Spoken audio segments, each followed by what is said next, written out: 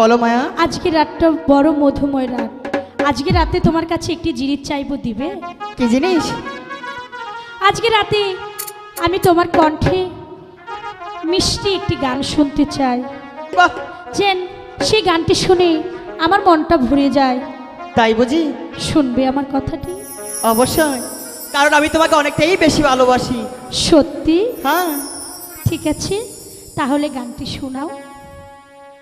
আসিবে কি সেই দিন মোর জীবনে,